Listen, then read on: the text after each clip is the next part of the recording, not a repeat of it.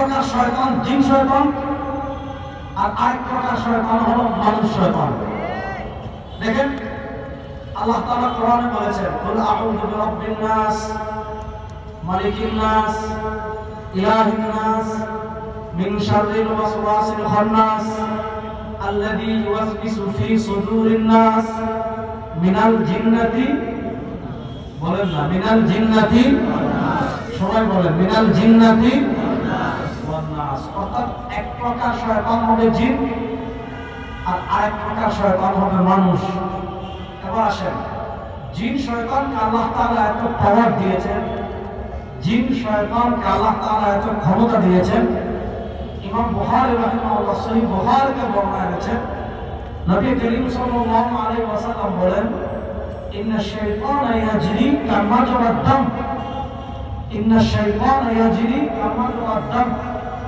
আপনি যখন হাঁটেন আপনার রগ দিয়ে রক্ত চলে, আপনি যখন বসে থাকেন আপনার রগ দিয়ে রক্ত চলে, আপনি যখন ঘুমান আপনার রগ দিয়ে রক্ত চলে, আপনি যখন গোসল করেন আপনার রগ দিয়ে রক্ত চলে।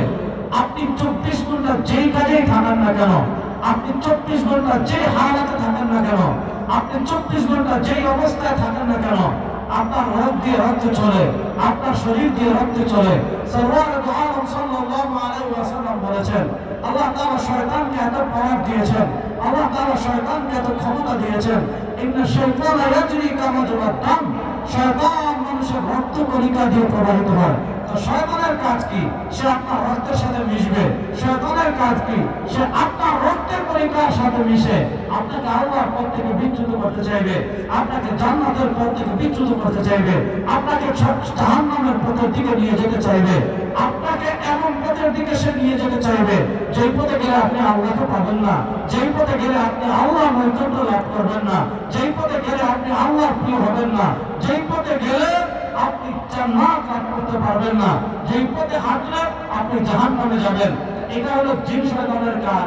এবার দেখেন আমাদের দেশের মানুষের অবস্থা দেখেন, শুধু আমাদের দেশের মানুষের অবস্থা না, আপনি যদি সারা দুনিয়ার মানুষের অবস্থা দেখেন, দেখবেন সারা দুনিয়ার মানুষ জিন শয়তান থেকে বাঁচার জন্য হুজুর থেকে তাবিজ নেয়, জিন শয়তান থেকে বাঁচার জন্য পানি পড়া নেয়, জিন শয়তান থেকে বাঁচার জন্য গড়ে মিলাদ দেয়, জিন শয়তান থেকে বাঁচার জন্য রাত্রে কুরআন পড়ে, কুল আউযু বিরাব্বিল ফালাক পড়ে, কুল আউযু বিরাব্বিন নাস পড়ে, বলে বুকে ফু দেয়।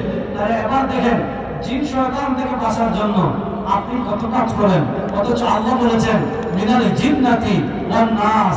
শয়তান একদল হলো জিন আর আরেকদল হলো মানুষ। এবার প্রশ্ন হলো, হুজুর জিন শয়তানকে তো আমি চিনি, জিন শয়তানকে আমি ভয় পাই, কিন্তু মানুষ তো সব আমার মতো দেখতে, তার হাত আছে, সব মানুষের পা আছে, সব মানুষের চোখ আছে, সব মানুষের কান আছে, সব মানুষের মুখ আছে, সব মানুষের খিদা লাগে। তাহলে প্রশ্ন হলো মানুষ শয়তানকে আমি চিনব কেমনে? এত এত মানুষ, বাংলাদেশের মানুষ ডেঙ্গের মতো গীত গীত গীত গীত করে, আপনি ঢাকার রাস্তায় হাঁটতে পারবেন না এত মানুষ, আপনি গুলিস্তান হাঁটতে পারবেন না এত মানুষ, আপনি কোনো মার্কেটে গেলে হাসতে পারবেন না এত মানুষ, আপনি ফুটপাথ দিয়ে হাঁটতে পারবেন না এত মানুষ। প্রশ্ন হলো এত মানুষের ভিতর কোনটা শয়তান আমি চিনবো কেমনে? কোনটা আমাকে, কোনটা এটা মানুষ না এটা মানুষ শয়তান আমি জানবো কেমনে? দেখেন জিন শয়তানের মিশন কি? মানুষকে আল্লাহর পথ থেকে বিচ্যুত করা। জিন শয়তানের মিশন কি? মানুষকে জান্নাতের পথ থেকে বিচ্যুত করা। জিন শয়তানের কাজ কি? মানুষকে জাহান্নামের পথে নিয়ে যাওয়া। এবার দেখেন আপনি যাকে অনুসরণ করেন, আপনি যাকে নেতা বলেন, আপনি যাকে লিডার বলেন, আপনি যাকে আদর্শ বলেন, আপনি যাকে শায়েখ বলেন, আপনি যাকে পীর বলেন, আপনি যাকে ইমাম বলেন, দেখেন সে আপনাকে আল্লাহর পথের দিকে আহ্বান করে কিনা, দেখেন সে আপনাকে জান্নাতের পথের দিকে আহ্বান করে কিনা, দেখেন সে আপনাকে সরোয়ার আলমের আদর্শের দিকে আহ্বান করে কিনা। দেখা গেল না আপনার নেতা আপনাকে কোরআনের দিকে ডাকে না, আপনার নেত্রী আপনাকে হাদিসের দিকে ডাকে না, আপনার পীর আপনাকে সরোয়ার আলমের আদর্শের দিকে ডাকে না, আপনার নেতা যদি আপনাকে ভারতের দিকে ডাকে, আমেরিকার দিকে ডাকে, চীনের দিকে ডাকে, আল্লাহর ওয়াদা কসম করে বলি সে কখনো নেতা হতে পারে না, আপনাদের মুস্তাকিমটি শয়তান ছাড়া কিচ্ছু না, সে শয়তান ছাড়া কিচ্ছু না। এবার দেখেন আমরা জিন শয়তান থেকে বাঁচার জন্য তাবিজ নেই, আর মানুষ শয়তানকে বস বলি, মানুষ শয়তানকে অভিভাবক বলি, মানুষ শয়তানকে নেতা বলে। মানুষ শয়তান চিনবেন কেমনে? দেখেন সে যে পথের দিকে আমাকে ডাকে, সেই পথ জান্নাতের পথ কিনা? সে যে আদর্শের দিকে আমাকে ডাকে, সে আদর্শ সাল্লাল্লাহু আলাইহি ওয়াসাল্লামের আদর্শ কিনা? দেখলেন আপনার নেতা আপনাকে সেকুলারিজমের দিকে ডাকে, আপনার নেতা আপনাকে সমাজতন্ত্রের দিকে ডাকে, আপনার নেতা আপনাকে ডেমোক্রেসির দিকে ডাকে, আপনার নেতা আপনাকে ন্যাশনালিজমের দিকে ডাকে, আপনার নেতা আপনাকে সোশ্যালিজমের দিকে ডাকে, আপনার নেতা আপনাকে এমন আদর্শের দিকে ডাকে যে আদর্শের মূলে কোরআন নাই, আপনার নেতা আপনাকে এমন আদর্শের দিকে ডাকে যে আদর্শে সর্বদা আদর্শ নাই, সে কখনো নেতা হতে পারে না, সে ইবলিস শয়তান ছাড়া কিচ্ছু না। কিন্তু সমস্যা হলো আমরা মানুষ শয়তান চিনি না, চিনার চেষ্টাও করি না। আল্লাহ বলেন ওয়ালা তাত্তাবিউ খুতুওয়াতিশ শাইতান, শয়তানের অনুসরণ করো না, ইন্নাহু লাকুম আদুউম মুবিন, কারণ শয়তান তোমাদের সবচেয়ে বড় দুশমন, শয়তান তোমাদের সবচেয়ে বড় শত্রু। আসেন প্রশ্ন করতে পারেন, আচ্ছা বলেন তো আমাদের রব কে? আল্লাহ। আওয়াজে বলেন আল্লাহ। আল্লাহ। আমরা আল্লাহকে রব মানি কি মানি না? কথা বলেন না কেন? আল্লাহকে রব মানি কি মানি না? তাহলে আমি তো আল্লাহকে রব মানি, আমি তো আল্লাহর রুবুবিয়ত স্বীকার করি, আমি তো আল্লাহর উলুহিয়ত স্বীকার করি, আমি তো আল্লাহর সার্বভৌমত্ব স্বীকার করি। বলেন সার্বভৌমত্বের মালিক কে? আল্লাহ। আওয়াজে বলেন আল্লাহ। জোরে বলেন সার্বভৌমত্বের মালিক কে? আল্লাহ। কারো বাপ সার্বভৌমত্বের মালিক হতে পারে না, কোন লেডি ফেরাউনের বাপ সার্বভৌমত্বের মালিক হতে পারে না, কোন সাইনা খানের বাপ সার্বভৌমত্বের মালিক হতে পারে না, কারো নেতা সার্বভৌমত্বের মালিক হতে পারে না, কারো নেত্রী সার্বভৌমত্বের মালিক হতে পারে না।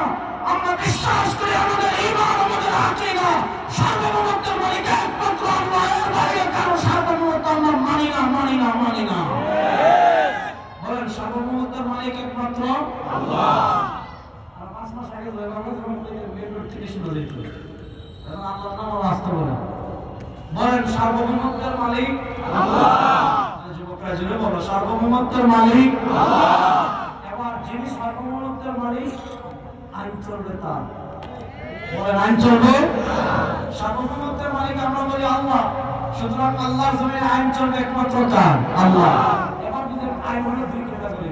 একটা ক্যাটাগরি যেমন প্রশাসন বলেছে বাইরে মাইক লাগাইয়েন না, এটা একটা আইন। গাড়ি পার্কিং করেন না, এটা একটা আইন। এখানে পেশাব করেন না, এটা একটা আইন। এখানে ময়লা ফেলবেন না, এটা একটা আইন। হ্যাঁ, এখানে আপনি থুতু ফেলবেন না, এটা একটা আইন। রাত্রে 12টার পর হর্ন বাজাবেন না, এটা একটা আইন। এই আইনগুলো মানুষ করতে পারে, সমস্যা নেই। মানুষের কল্যাণে এই আইনগুলো মানুষ করতে পারে, সমস্যা নেই। কিন্তু যে আইনগুলো আল্লাহ দিয়েছেন,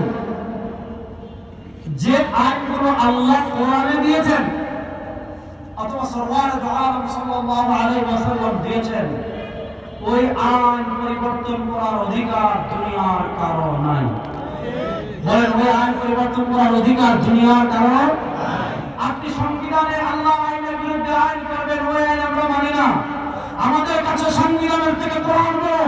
৭২-এর সংবিধান বলেন, ৭৫-এর সংবিধান বলেন, ৭৯-এর সংবিধান বলেন, ২০২৪-এর সংবিধান বলেন, সংবিধানে কোরআনের বিরুদ্ধে আইন করবেন, হাদিসের বিরুদ্ধে আইন করবেন, ইসলামের একাত্ম করে বিধানের বিরুদ্ধে আইন করবেন। আমাদের ঈমান আমাদের সংবিধানের চেয়ে বড়, আমাদের ঈমান আমাদের দেশের চেয়ে বড়, আমাদের কোরআন আমাদের সংবিধানের চেয়ে বড়। সংবিধানে কোরআনের বিরুদ্ধে আইন করবে, ওই আইন আমরা মানি না, মানি না, মানি না। এখন একটা আইন আল্লাহ দিয়েছেন, আস-সারিকু ওয়াস-সারিকাতু ফাকতাউ আইদিয়াহুমা। এই আইন আল্লাহ দিয়েছেন, কোন পুরুষ যদি চুরি করে, কোন মহিলা যদি চুরি করে, ইসলাম বলে কবজি পর্যন্ত হাত কেটে ফেলে দেবে। এই যে এখানে কেটে ফেলে দেবে। আজকে আমাদের দেশে 52 বছর বয়স হলো, 52 বছর।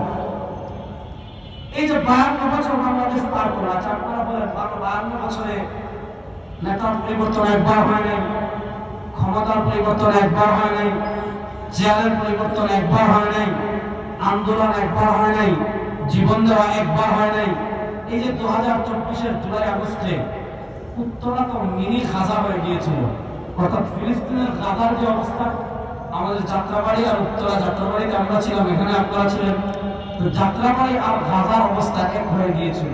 আচ্ছা বলেন, এত রক্তের পর চুরি বন্ধ হয়েছে? চাঁদাবাজি বন্ধ হয়েছে? শুনেন, আপনি মানুষের আইন দিয়ে 52 বছর চালিয়েছেন, চুরি বন্ধ করতে পারেন নাই, টেন্ডারবাজি বন্ধ করতে